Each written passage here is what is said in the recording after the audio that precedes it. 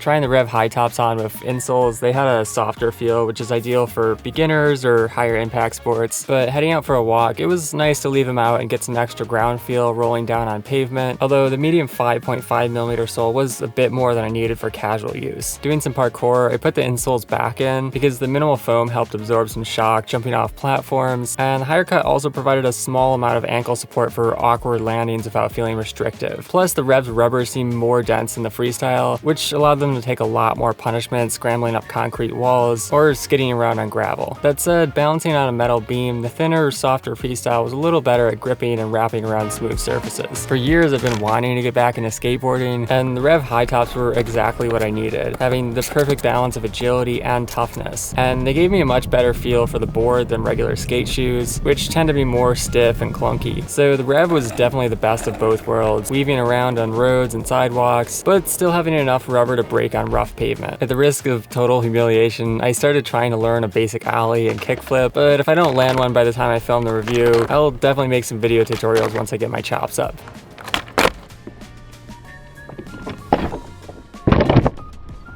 Oh shit! Definitely not the best ollie in the world, but I think I kinda got it. Back to casual, the Rev high tops perforated leather toe box was nice for getting some extra airflow in on warmer days, but for colder weather, the thicker sole also provided some solid insulation versus thinner barefoot shoes, especially when I wore a layer or two of Injinji merino wool toe socks and a wool felt insole. Finally, while not a hiking boot, the Rev high top's denser tread was more than capable of handling rocks and roots, and even muddy trails with a higher guard. Although treating the upper, especially the cotton canvas, with beeswax is a good idea if you're living in a wetter climate.